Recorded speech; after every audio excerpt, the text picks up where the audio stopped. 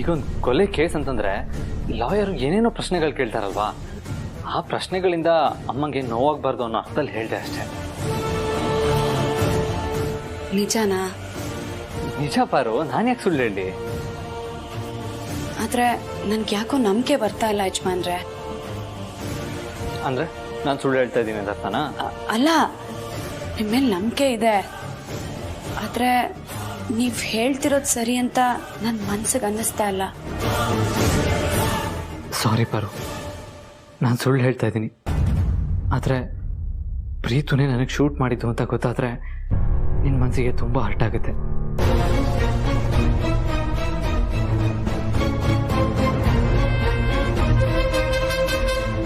ಪಾರು, ಇಲ್ಲದೆ ಇರೋದನ್ನೆಲ್ಲ ಮನಸ್ಸಿಗೆ ಹಾಕೊಂಡು ಯಾಕೆ ತಲೆ ಕೆಡಿಸ್ಕೊತಾ ಇದೆಯಾ? ನೋಡು, ಅಮ್ಮ ಇವಾಗ ಬೇಲ್ ಮೇಲೆ ಆಚೆ ಬಂದಿದ್ದಾರೆ. ಆದಷ್ಟು ಬೇಗ ಅವ್ರು ಏನು ತಪ್ಪು ಮಾಡಿಲ್ಲ ಅಂತ ನಾನು ಪ್ರೂವ್ ಮಾಡಿ ಅವ್ರನ್ನ ಆಚೆ ಕರ್ಕೊಂಡ್ಬರ್ತೀನಿ.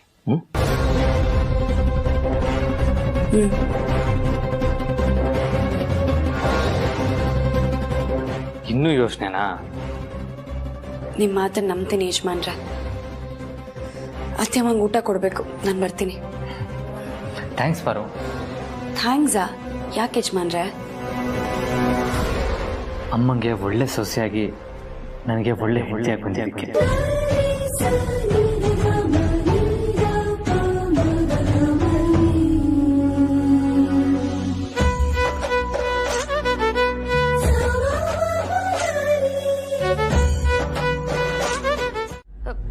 ಫ್ರೆಂಡ್ಸ್ ಬನ್ನಿ ಇಲ್ಲಿ. ಏನು ಎಲ್ರೂ ಹೇಗಿದ್ದೀರಾ? ದೀಪಾವಳಿ ಹಬ್ಬ ಜೋರಾಗಿತ್ತ? ನೋಡಿ ಫ್ರೆಂಡ್ಸ್, ಯಾರು ಯಾರನ್ನಾದ್ರೂ ಉದ್ಧಾರ ಮಾಡ್ಲಿ ಇಲ್ಲ ಹಾಳು ಮಾಡ್ಲಿ, ನೀವು ಮಾತ್ರ ದುಡ್ಡು ಮಾಡ್ಕೊಂಡು ಚೆನ್ನಾಗಿರಿ ಫ್ರೆಂಡ್ಸ್. ನಮ್ಮದವ್ರಿಗೆ ಚಂಪ್ ಕೊಟ್ರು ಪರವಾಗಿಲ್ಲ, ಆದ್ರೆ ಕೈ ಮಾತ್ರ ಕೊಡ್ಬೇಡಿ. ಏನ್ ಫ್ರೆಂಡ್ಸ್, ಎರಡೂ ಒಂದೇ ಅರ್ಥನಾ?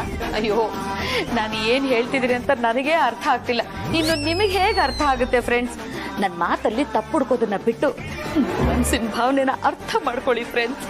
ಅಲ್ಲ ಫ್ರೆಂಡ್ಸ್, ನಾನ್ ನಿಮ್ಮನ್ನ ಎಷ್ಟು ಪ್ರೀತಿಸ್ತೀನಿ, ಏನೇ ವಿಷಯ ಆದ್ರೂ ನಿಮ್ಮ ಹತ್ರ ಶೇರ್ ಮಾಡ್ಕೋತೀನಿ, ಆದ್ರೆ ನಿಮ್ಗೆ ನನ್ನ ಮೇಲೆ ಒಂಚೂರು ಕರುಣೆನೇ ಇಲ್ವಲ್ಲ ಫ್ರೆಂಡ್ಸ್? ಇಷ್ಟು ದಿನದಿಂದ ನೀವು ನನ್ನ ನೋಡ್ತಾ ಇದ್ದೀರಾ, ಸಾಲ್ದು ಅಂತ ಫೇಸ್ಬುಕ್ ಅಲ್ಲಿ, ಇನ್ಸ್ಟಾಗ್ರಾಮ್ ಅಲ್ಲಿ, ಮೋಜಲ್ಲಿ ಜೋಶಲ್ಲಿ ನನ್ನನ್ನ ಫಾಲೋ ಮಾಡ್ತೀರಾ, ಲೈಕ್ ಮಾಡ್ತೀರಾ, ಕಮೆಂಟು ಮಾಡ್ತೀರಾ, ಆದ್ರೆ ನನ್ನ ಕತ್ತಲ್ಲಿರೋ ತಾಯ್ತದಲ್ಲಿ ಸೀಕ್ರೆಟ್ ಕ್ಯಾಮ್ರಾ ಇಟ್ಟಿದ್ದಾರೆ ಅನ್ನೋ ವಿಷಯನ ಒಂದೇ ಒಂದು ಮೆಸೇಜ್ ಹಾಕ್ಬಾರ್ದಾ? ಮೆಸೇಜ್ ಹಾಕಿದಿದ್ರೆ ನಾನು ಆದಿತ್ಯನ ಹತ್ರ ಬಯಸ್ಕೊಳ್ಳೋದು ತಪ್ಪಾಯ್ತು. ಹೋಗಿ ಫ್ರೆಂಡ್ಸ್, ಇತ್ತೀಚೆಗೆ ನೀವು ನನ್ನನ್ನ ಸಪೋರ್ಟೇ ಮಾಡ್ತಾ ಇಲ್ಲ, ನನ್ನ ಮೇಲೆ ಪ್ರೀತಿ ಕಮ್ಮಿ ಆಗಿದೆ ನಿಮ್ಗೆಲ್ಲ. ಫ್ರೆಂಡ್ಸ್, ನನ್ನಿಂದ ನಿಮ್ಗೆ ಏನಾದ್ರೂ ಬೇಜಾರಾಗಿದ್ಯಾ? ಹಂಗೇನಾದ್ರೂ ಬೇಜಾರಾಗಿದ್ರೆ ದಯವಿಟ್ಟು ಹೇಳಿ ಫ್ರೆಂಡ್ಸ್, ನಾನು ನಿಮ್ಮ ಹತ್ರ ಸಾರಿ ಕೇಳ್ಬಿಡ್ತೀನಿ. ನಾನು ಆ ಕ್ಯಾಮ್ರಾ ಹಾಕೊಂಡು ಎಲ್ಲೆಲ್ಲೋ ಓಡಾಡ್ಬಿಟ್ಟಿದೀನಿ. ಅಕ್ಕ ಮಾತಾಡಿರೋದೆಲ್ಲ ರೆಕಾರ್ಡ್ ಆಗಿದೆ. ಈ ವಿಷಯ ಏನಾದ್ರೂ ಅಕ್ಕನಿಗೆ ಗೊತ್ತಾಗ್ಬಿಟ್ರೆ ಅಯ್ಯೋ ಗಂಟೆ ಮಾರಮ್ಮ, ನನಗೆ ಟೆನ್ಷನ್ ಆಗ್ತಿದೆ, ನೀನೇ ನನ್ನ ಕಾಪಾಡಮ್ಮ. ಅಯ್ಯೋ ದೇವ್ರೆ.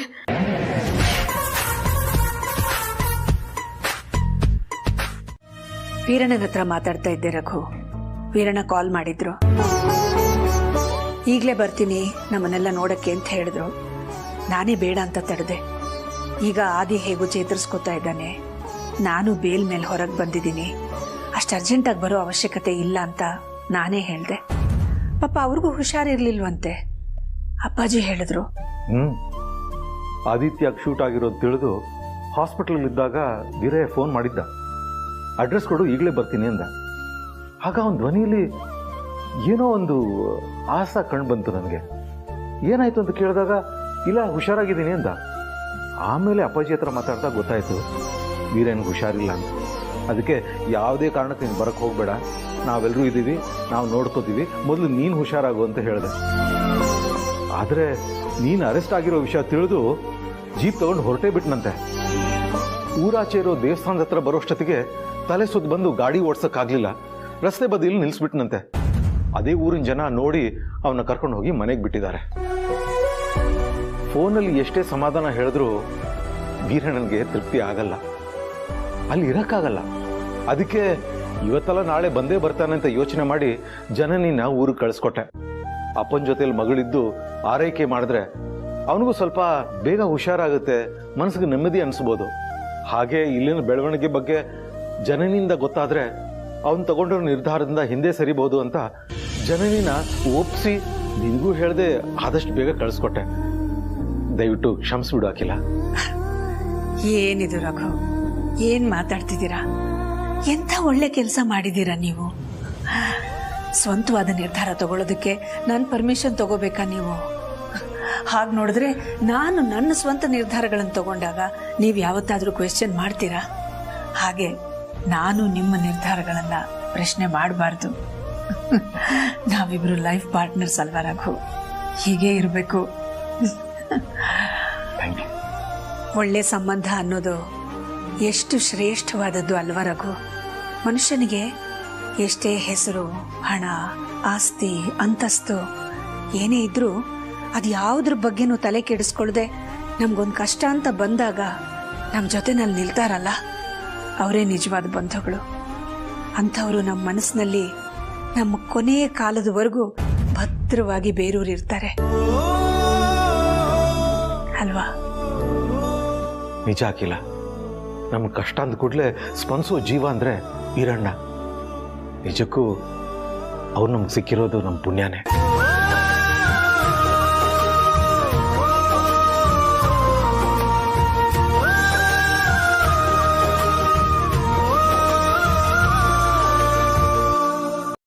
ಬೇಡ. ಯಾಕೆ? ಗಂಡ ಆದೋನು ದಿನ ಈ ರೀತಿ ಮನೆಯಲ್ಲೇ ಇದ್ದು ಕೆಲಸ ಮಾಡ್ಕೊಡ್ಬಾರ್ದು. ನಿಮ್ ತರ ಅಪರೂಪಕ್ಕೊಂದಿನ ಈ ರೀತಿ ಕೆಲಸ ಮಾಡ್ಕೊಡ್ಬೇಕು. ಆಗ್ಲೇ ಗಂಡಂಗೂ ಮರ್ಯಾದೆ, ಹೆಂಡತಿಗೂ ಖುಷಿ.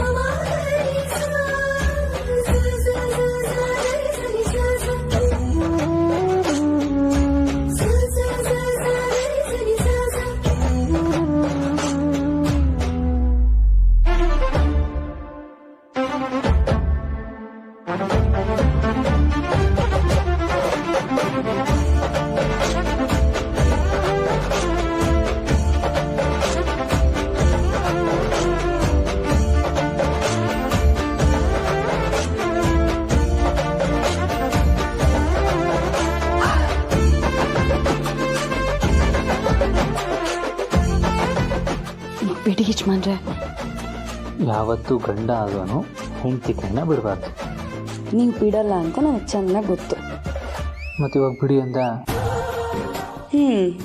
ನಾನು ಹೇಳಿದ್ದು ಈಗ ಹಿಡ್ಕೊಂಡಿದ್ದ ಕೈನ ಬಿಡಿ ಅಂತ, ಜೀವನದಿಂದ ಬಿಡಿ ಅಂತಲ್ಲ. ಮದ್ವೆ ಆದ್ಮೇಲೆ ನೀನು ಮಾತು ಕಲ್ತೆ ಏನು? ಮದ್ವೆಗೂ ಮುಂಚೆನೆ ಕಲ್ತಿದ್ದೆ, ಆದ್ರೆ ಮದ್ವೆ ಆಗಿರ್ಲಿಲ್ವಲ್ಲ. ಅಬ್ಬಬ್ಬಬ್ಬಬ್ಬ, ಅರಳು ಹುರಿದಾಗ ಮಾತಾಡ್ತೀಯ. ಕೇಳ್ತಾನೆ ಏನಣ ಅನ್ಸುತ್ತೆ. ಆಮೇಲೆ ನಿನ್ನ ನೋಡ್ತಾನೆ ಇರ್ಬೇಕನ್ಸುತ್ತೆ. ಆಮೇಲೆ ಆಮೇಲೆ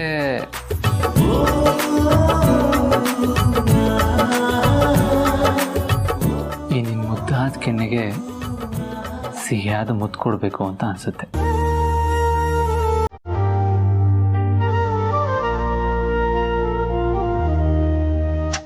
ನನ್ನ ಉಸಿರ ಒಳಗೆ ನಡೆದಾಗಿರುತ್ತಿರು ಆಗುವುದೇ ಹಣೆಯ ಸಾವು ಕೂಡ ಇವನ ಹೆಸರಾಗಿ ಜೊತ್ತಿದೆ.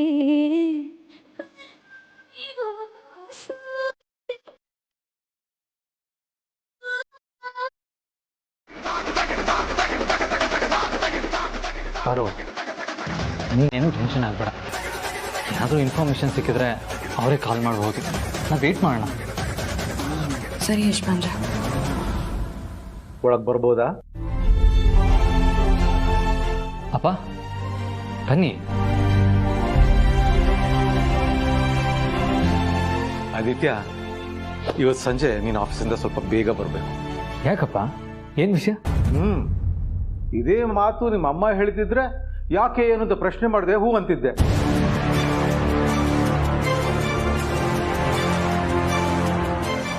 ಆದರೆ ನನ್ನನ್ನು ಮಾತ್ರ ಪ್ರಶ್ನೆ ಮಾಡ್ತೀಯ ಅಲ್ವಾ? ಎಷ್ಟೇ ಆದರೂ ಅಮ್ಮನ ಮಗ ಅಲ್ವಾ ನೀನು?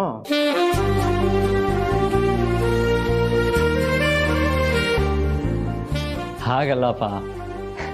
ಸರಿ ಆಯ್ತು, ಬರ್ತೀನಿ. ಸರಿ, ಅದೇನು ಅಂತ ಹೇಳ್ತೀನಿ. ಇವತ್ತು ಸಂಜೆ ನಮ್ಮ ಮನೆಗೆ ಯಾರೋ VIP ಬರ್ತಾ ಇದ್ದಾರೆ. ಅವ್ರು ಬರೋ ಹೊತ್ತಿಗೆ ನೀನು ಮನೇಲಿಲ್ಲ ಅಂದರೆ ಸರಿ ಇರಲ್ಲ ಅಲ್ವಾ? ಅದಕ್ಕೆ ಹೇಳಿದೆ. ಸರಿಪ್ಪ. ಯಾರ ಇದೇ ಮಾತನ್ನ ನಿಮ್ಮ ಅಮ್ಮನ ಕೇಳ್ತಿದ್ಯಾ? ಸರಿಯಪ್ಪ, ಕೇಳಲ್ಲ. ಸರಿ, ಸಂಜೆ ಬೇಗ ಬಂದ್ಬಿಡು. ಯಾರು ಯಜಮಾನ್ರೆ ಮನೆಗೆ ಬರ್ತಾ ಇರೋದು? ನನಗೂ ಗೊತ್ತಿಲ್ಲ ಪಾರು. ಸಂಜೆ ಬರ್ತಾರಲ್ಲ, ಗೊತ್ತಾಗುತ್ತೆ ಬಿಡು. ಸರಿ, ನಾನು ಆಫೀಸ್ಗೆ ಹೋಗ್ಬಿಡ್ತೀನಿ.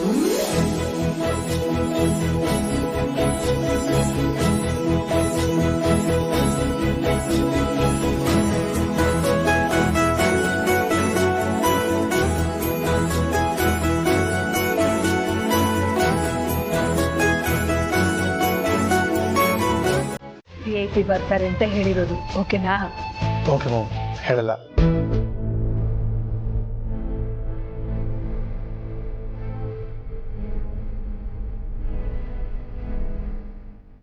ಬೆಳಗ್ಗೆನೆ ಮನೆಗೆ ಬರ್ತೀನಿ ಅಂತ ಬೇರೆ ಹೇಳಿದ್ದೀನಿ. ಈಗ ಹೋಗಿಲ್ಲ ಅಂದ್ರೆ ಅಣ್ಣ ತಂಗಿ ಇಬ್ರು ಊರ್ಕೊಳ್ತಾರೆ. ಯಾವುದಕ್ಕೂ ಹೀಗಾಗಿದೆ ಅಂತ ಒಂದು ಫೋನ್ ಮಾಡಿ ಹೇಳ್ಬಿಡೋಣ. ಪ್ರೀತು,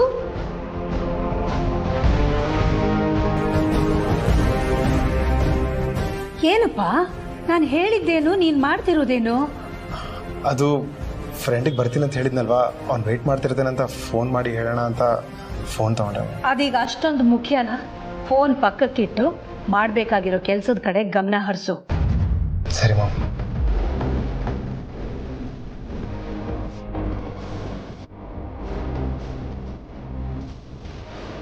ಹಾಗಾದ್ರೆ ಹೇಳ. ಹೇಳ್ತೀನಪ್ಪ, ಹೇಳ್ತೀನಿ. ರೀ, ನನ್ ಗಂಡ ಮೋಹನ್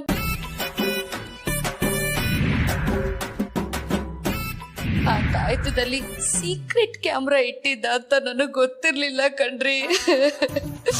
ಆ ವಿಷಯ ಆದಿತ್ಯ ಗೊತ್ತಾಗಿ ನನಗೆ ಈಗ ಮುಗ್ಗ ಬೈದ್ಬಿಟ್ಟ. ಆ ತಾಯ್ತನ ಅವನೇ ವಾಪಸ್ ಇಸ್ಕೊಂಡ್ಬಿಟ್ಟ. ಅಯ್ಯೋ ದೇವ್ರೆ, ಅದ್ರಲ್ಲಿ ಏನೇನ್ ರೆಕಾರ್ಡ್ ಆಗಿದ್ಯೋ, ಅದ್ರ ಹಿಂದೆ ಅವನ ಉದ್ದೇಶ ಏನಿತ್ತು ನನಗಂತೂ ಒಂದೂ ಗೊತ್ತಾಗ್ತಿಲ್ಲ ಕಣ್ರಿ.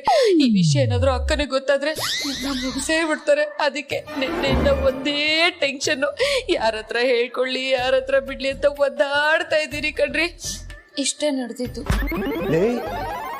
ದೀಪಾವಳಿಲಿ 1000 ವಾಲ ಪಟಾಕಿ ಹಚ್ಚಿದ್ರು, ಒಂದೇ ಒಂದು ಸುಸುಬತ್ತಿ ಹಚ್ಚಿದ್ರು ಅನ್ನೋ ತರ ಹೇಳ್ತಿದ್ದೇಳೆ. ಮನೆ ಹಾಳಿ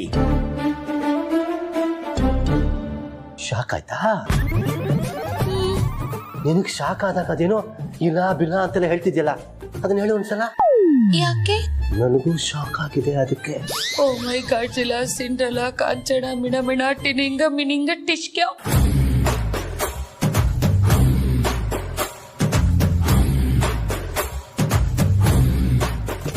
ದಾಮು, ಏನು ಆಣೆ ಮಾಡಿ ಹೇಳುತ್ತೀನಿ ನಾನು ನಿನ್ನವನ್ನು.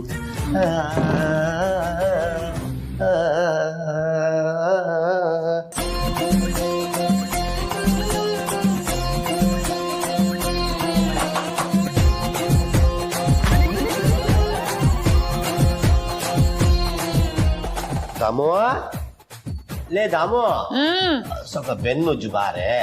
ಏನ್ರಿ ನೀವು ಇಷ್ಟು ದೊಡ್ಡವರಾಗಿದ್ದೀರಾ, ಚಿಕ್ಕ ಮಕ್ಳ ತರ ಬೆನ್ನುಜ್ಜು ಅಂತ ಕರಿತಿರಲ್ಲ, ನಾಚಿಕೆ ಆಗಲ್ವಾ ನಿಮ್ಗೆ? ಹೆಂಡತಿ ಕೈನಲ್ಲಿ ಬೆನ್ನುಜ್ಜಿಸ್ಕೊಳಕ್ ನಾಚಿಕೆ ಹಾಕಾಗ್ಬೇಕು, ಖುಷಿ ಆಗ್ಬೇಕು ಕಡೆ. ಬೇಗ ಬಾ ದಾಮು. ಬಂದೆ ಪಡ್ಕೋಬೇಡಿ. ಬಾ. ಅಖಿಲ, ಈ ಕೆಲಸನಾದ್ರೂ ನೀಟಾಗಿ ಮಾಡ್ತಿದ್ದೀನಲ್ವಾ? ರಘು, ಏನ್ ರಘು ಇದು? ಏನ್ ಅಖಿಲ, ಈ ಕೆಲಸನಾದ್ರೂ ಮಾಡಕ್ ಪರ್ಮಿಷನ್ ಕೊಡು ಪ್ಲೀಸ್. ಸರಿ, ನಿಮ್ಮ ಆಸೆಗೆ ನಾನು ಯಾಕೆ ತಣ್ಣೀರ್ ಎರಚಲಿ? ಓಕೆ.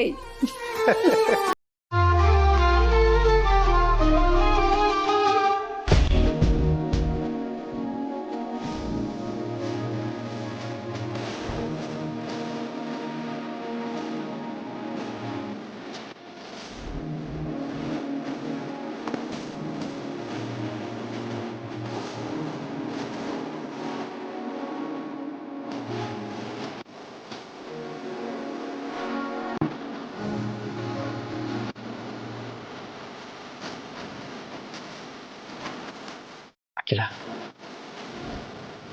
ಒಂದು ಹಾಡು ಹೇಳ. ಹಾಡು? ಭಾಗ್ಯ ಭಾನು ಇದ್ದಾರೆ ಅಂತನಾ? Don't worry. ಭಾಗ್ಯ, ನನ್ನ ಅಚ್ಚೆನಾಗೋಸ್ಕರ ನಾನು ಹಾಡು ಹೇಳಿದ್ರೆ ನಿಮ್ಗೇನಾದ್ರೂ ಅಭ್ಯಂತರ ಇದೆಯಾ? ಖಂಡಿತ ಇಲ್ಲ ಅಪ್ಪ ಅವರೇ. ನೋಡ್ತೀಯಾ? Okay, I will start. ತಂಪಾದ ಗಾಳಿ ಬೀಸಲು ಇಂಪಾದ ರಾಗ ಹಾಡಲಿ, ತಂಪಾದ ಗಾಳಿ ಬೀಸಲಿ ಇಂಪಾದ ರಾಗ ಹಾಡಲಿ, ಹರಡುತ್ತಿಹ ಹೂವಿನ ಹಾಗೆ ನಲಿಯುತ್ತಲಿ ಎಂದಿಗೂ ಹೀಗೆ, ನಗುತ್ತಲಿರು ನನ್ನ ಮಲ್ಲಿಗೆ. ತಂಪಾದ ಗಾಳಿ ಬೀಸಲಿ ಇಂಪಾದ ರಾಗ ಹಾಡಲಿ.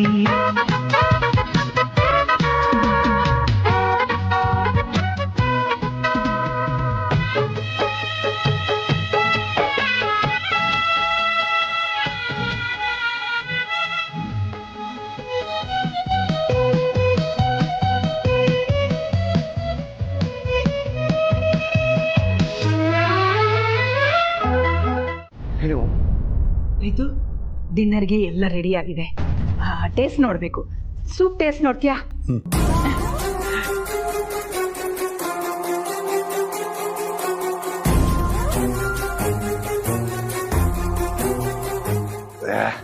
ಅರು, ನನ್ ಕಾಯಿಲೆ ಬಂದ್ರೂ ಪರವಾಗಿಲ್ಲ, ನಾನು ಅದ್ರ ಬಗ್ಗೆ ಯೋಚನೆ ಮಾಡಲ್ಲ. ಕುಣಿಕೆ ಲೂಸ್ ಆಗೋಗ್ಬಿಟ್ಟಿದೆ. ಯಾವ ಕ್ಷಣದಲ್ಲಿ ಬೇಕಾದ್ರೂ ನನ್ ಪ್ರಾಣ ಹೋಗ್ಬೋದು ಅನ್ನೋ ಭಯನೇ ಇಲ್ಲ ಅವನ್ಗೆ. ಒಂದ್ ಕೆಲ್ಸ ಮಾಡೋಣ, ಅರ್ಸನ್ ಕೋಟೆಗೆ ಮೋನಿಕನ್ ಕಳ್ಸೋಣ.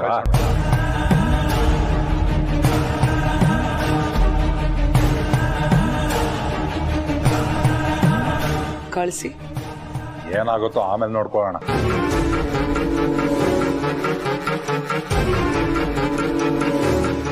ಆಮೇಲೆ ನೋಡೋಣ ಅನ್ನೋ ಮಾತೇ ಬರಬಾರ್ದು. ಇವಳನ್ನ ಕಳ್ಸೋದು ದೊಡ್ಡ ವಿಷಯ ಅಲ್ಲ, ಆದ್ರೆ ಅಲ್ಲಿಗೆ ಹೋದ್ಮೇಲೆ ಏನ್ ಮಾಡ್ತಾಳೆ ಅನ್ನೋದು ಮೊದಲು ಯೋಚನೆ ಮಾಡ್ಬೇಕು. ಅಲ್ಲೇನೋ ಆಗಿದೆ. ಪ್ರೀತು ಹೀಗೆಲ್ಲ ಉಡಾಫೆ ಮಾಡವನೇ ಅಲ್ಲ. ನೀನೊಂದು ಫೋನ್ ಮಾಡಿ ಕೇಳು. ನಾನು ಆವಾಗದಿಂದ ಇದನ್ನ ಹೇಳ್ತಾ ಇರೋದು.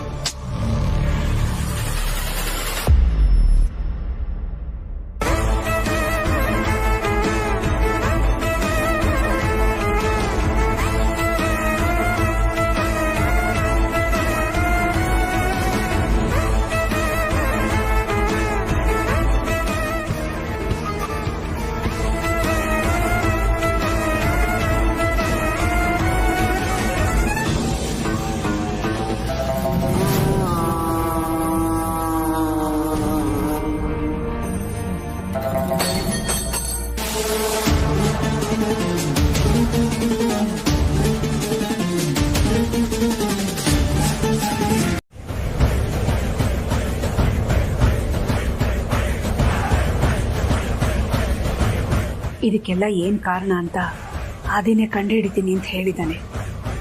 ಈಗ ನಾನು ಪ್ರೀತುನ ಏನೂ ಕೇಳದೆ ಸುಮ್ಮನೆ ಇರೋದೇ ವಾಸಿ. ಕಾಲ್ ಕಟ್ ಮಾಡಿದ್ರು ಬಿಡ್ತೀನೇನೋ ನಾನು. ಎತ್ತವರೆಗೂ ಮಾಡ್ತಾ ಇರ್ತೀನಿ ಫೋನ್ನ.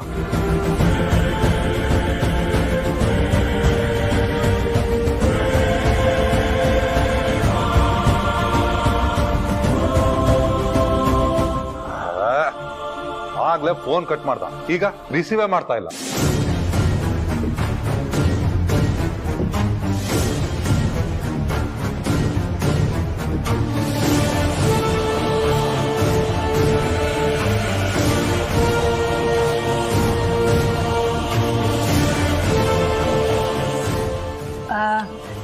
ಇನ್ನೇನಾದ್ರೂ ರುಚಿ ನೋಡ್ತೀಯಾ? ಖೀರ್ ರುಚಿ ನೋಡು. ಅತ್ಯಮ್ಮ, ನೀವು ಮಾಡಿರೋ ಅಡ್ಗೆನ ರುಚಿ ನೋಡೋದ? ರುಚಿಗೆ, ಶುಚಿಗೆ, ಅಚ್ಚುಕಟ್ಟಿಗೆ ಇನ್ನೊಂದು ಹೆಸರೇ ನೀವು. ಅಂಥದ್ರಲ್ಲಿ ನೀವು ಮಾಡಿರೋ ಅಡ್ಗೆ ಅಂದಮೇಲೆ ಅದು ಚೆನ್ನಾಗಿದ್ದೇ ಇರುತ್ತೆ. ಆದಿ ಟೇಸ್ಟ್ ಏನು ಅಂತ ನನಗೆ ಗೊತ್ತು, ಆದ್ರೆ ಪಾರ್ವತಿ ಊಟದ ಟೇಸ್ಟ್ನ ಪ್ರೀತು ಹೇಳೋದಕ್ಕಿಂತ ಪಾರ್ವತಿನೇ ಕೇಳೋದು ಬೆಟರ್ ಅನ್ಸುತ್ತೆ. ಪ್ರೀತು, ಡಿನ್ನರ್ಗೆ ಐ ಮೀನ್ ಪಾರ್ಟಿಗೆಲ್ಲ ವ್ಯವಸ್ಥೆ ಆಗಿದೆಯಲ್ಲ? ಆಗಿದೆ ಮಾಮ್. ಓಕೆ.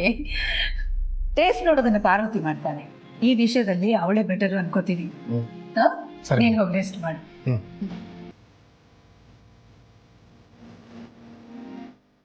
ಪಾರ್ವತಿ ನೀನೇನ್ ರುಚಿ ನೋಡ್ತೀಯಮ್ಮ? ಶಾವಿಗೆ ಪಾಯಸ ಕೊಡ್ಲಾ?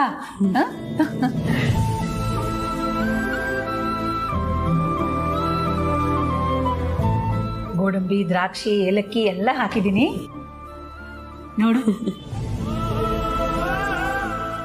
ನಿಸ್ಸಂಕೋಚವಾಗಿ ರುಚಿ ಹೇಗಿದೆ ಅಂತ ಹೇಳ್ಬೇಕು.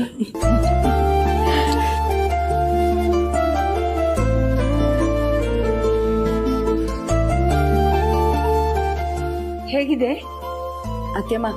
ದೇವ್ರ ಪ್ರಸಾದ ಹೇಗ್ ಯಾವಾಗ್ಲೂ ಚೆನ್ನಾಗಿರುತ್ತೋ ನೀವು ಮಾಡೋ ಅಡ್ಗೆ ಕೂಡ ಅಷ್ಟೇ ಚೆನ್ನಾಗಿರುತ್ತೆ.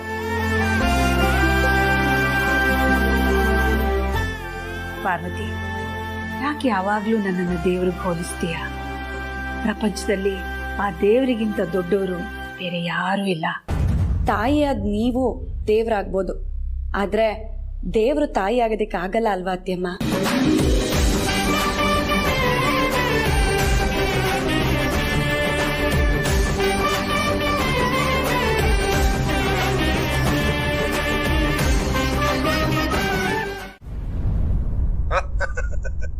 ಹೆದರ್ಕೋಬಿಟ್ಟೇನೋ ಮರಿ. ಡೋಂಟ್ ವರಿ ರಾಜ, ನಿನ್ ರಾಣಿ ನಿನ್ನ ಅರಮನೆಗೆ ಇನ್ನೂ ಕಾಲಿಟ್ಟಿಲ್ಲ. ಅವಳು ನಿನ್ನೆಯಿಂದನೂ ನಮ್ ಜೊತೆನೇ ಇದ್ದಾಳೆ.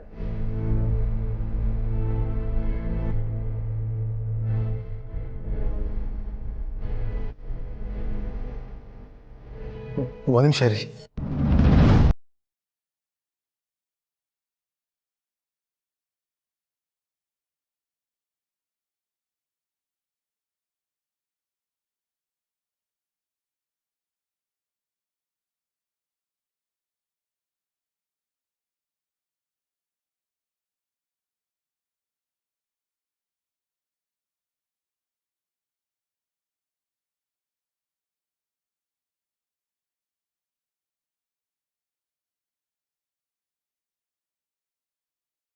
ತೋರ್ಸಲ್ಲ. ಅಣ್ಣ ಹೋಗ್ಲಿ ಬಿಡು, ಅವನು ಆಲ್ರೆಡಿ ತುಂಬಾ ಟೆನ್ಷನ್ ಅಲ್ಲಿದ್ದಾನೆ. ತೋರ್ಸನ ಕೊಡು.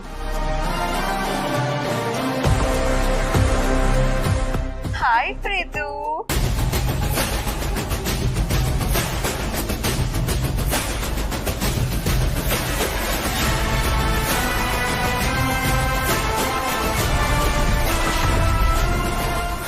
ಯಾಕೆ ಪ್ರೀತು ಬರ್ಲಿಲ್ಲ? ಬೆಳಗ್ಗೆಯಿಂದ ನಮ್ಮನ್ನ ಆಟ ಆಡಿಸ್ತಿದ್ಯಾ ನೀನು? ಇಲ್ಲ, ಬ್ರೋ ಮತ್ತೆ ಅದಕ್ಕೆ ಡಿನ್ನರ್ ಪಾರ್ಟಿ ಕೊಡಿಸ್ಬೇಕು ಅಂತ ಮಾಮ್ ನನ್ನ ಇಲ್ಲೇ ಇರಿಸ್ಕೊಂಡಿದ್ದಾರೆ. ಎಲ್ಲ ಅರೇಂಜ್ಮೆಂಟ್ಸು ನನಗೆ ಮಾಡಕ್ಕೆ ಹೇಳಿದ್ದಾರೆ.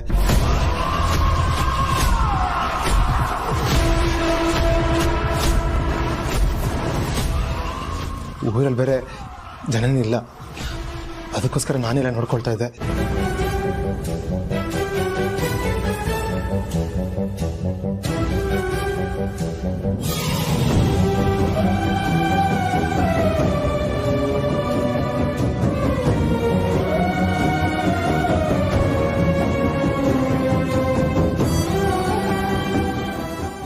ದಯವಿಟ್ಟು ಅರ್ಥ ಮಾಡ್ಕೊಳ್ಳಿ, ನನಗೆ ಬರೋಕ್ಕಾಗಲ್ಲ. ಅಲ್ಲಿಗೆ ನೀನು ಇವತ್ತು ಬರೋದಿಲ್ಲ ಅಂತ ಆಯ್ತು. ಇಲ್ಲ ಇಲ್ಲ, ಇವತ್ತು ಎಷ್ಟೊತ್ತೇ ಆಗಲಿ ಬರ್ತೀನಿ. ಬ್ರೋ ಅದಕ್ಕೆ ಡಿನ್ನರ್ ಪಾರ್ಟಿಗೆ ಹೋದ ತಕ್ಷಣ ಅವ್ರ ಕಣ್ ತಪ್ಪಿಸಿ ಬರ್ತೀನಿ. ಎಷ್ಟೊತ್ತಾಗ್ಬೋದು ರಾಜ? ಕತ್ಲಾಗ್ತದ ಹಾಗೆ ಬರ್ತೀನಿ. ಸರಿ, ಮಿಸ್ ಮಾಡಿದ್ಯೋ? ಇಲ್ಲ, ಖಂಡಿತ ಬರ್ತೀನಿ.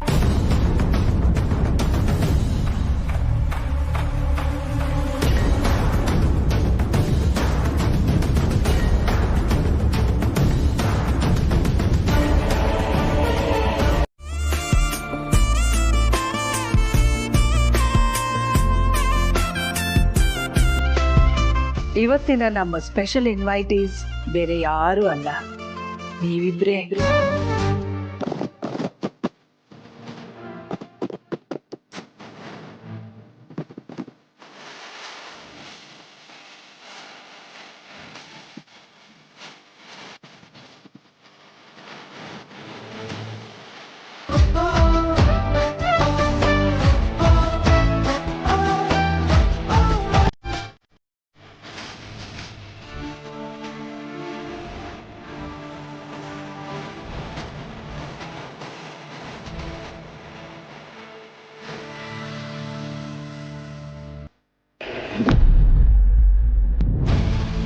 ದಾಮಿನಿ ಕತ್ತಲ್ಲಿರೋ ಕ್ಯಾಮ್ರಾ ಆಕ್ಟಿವ್ ಆಗಿಲ್ಲ. ಸೊ ಅದಕ್ಕೆ ಆಲ್ಟರ್ನೇಟ್ ನ ಆಕ್ಟಿವ್ ಮಾಡೋ ಟೈಮ್ ಬಂದಿದೆ. ಅಂದ್ರೆ ನಾನು ಹೇಳೋದನ್ನ ನೀವಿಬ್ರು ಗಮನ ಇಟ್ಟು ಕೇಳಿ. ಧ್ರುವ ಮತ್ತೆ ಅದಕ್ಕೆ ಡಿನ್ನರ್ ಪಾರ್ಟಿ ಕೊಡಿಸ್ಬೇಕು ಅಂತ ಮಾಮ್ ನನ್ನ ಇಲ್ಲೇ ಇರಿಸ್ಕೊಂಡಿದ್ದಾರೆ.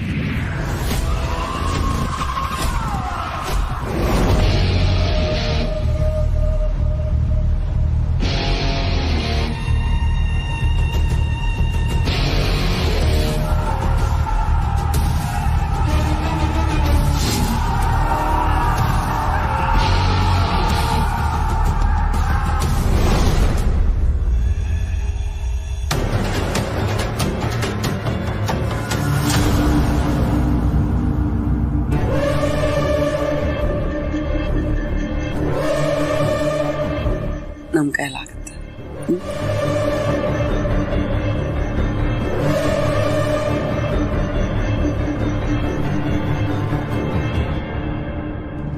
ಅಮ್ಮ ಏನ್ ಹೇಳ್ತಾ ಇದ್ದೀರಾ? ನೀವ್ ಇನ್ವೈಟ್ ಮಾಡಿದ ಗೆಸ್ಟ್ಸು ನಾವಾ? ಹೌದಪ್ಪ, ಇವತ್ತಿನ ನಮ್ಮ ಸ್ಪೆಷಲ್ ಇನ್ವೈಟೀಸ್ ನೀವೇ. ಇದೆಲ್ಲ ನಮಗ್ ಯಾಕೆ ಬೇಕಿತ್ತು ಅತ್ತೆಮ್ಮ? ಜೀವನದಲ್ಲಿ ಎಲ್ಲ ಸುಖನೂ ತನಗೇ ಬೇಕು, ಎಲ್ಲ ವಸ್ತು ಆಸ್ತಿ ಎಲ್ಲ ನನಗೇ ಬೇಕು ಅಂತ ಬಾಚ್ಕೊಳ್ಳೋದು ಮನುಷ್ಯನ ಸ್ವಭಾವ.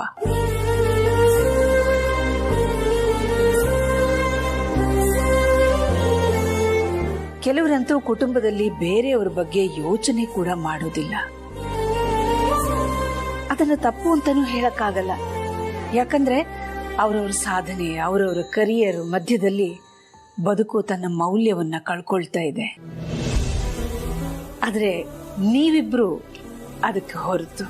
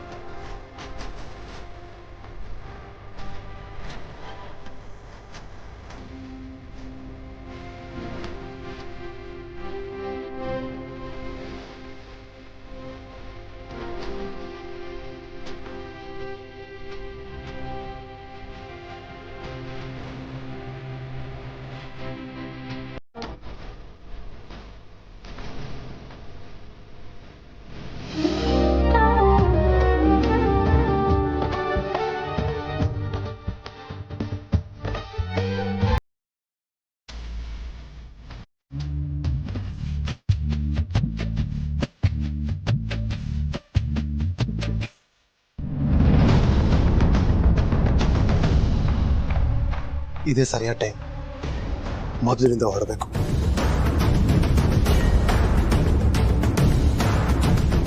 ಅಲ್ಲ, ಎಲ್ರು ಆದಿ ಪಾರ್ವತಿನ ಒಳ್ಳೆ ಹನಿಮೂನಿಗೆ ಕಳ್ಸೋ ತರ ಬಿಲ್ಡಪ್ ಕೊಡ್ತಾ ಇದಾರಲ್ಲ. ಇವ್ರು ಹೋಗ್ತಾ ಇರೋದು ಟೆರೆಸ್ಗೆ, ಅದು ಊಟ ಮಾಡಕ್ಕೆ. ಇಷ್ಟೊಂದು ಬಿಲ್ಡಪ್ ಬೇಕಾ?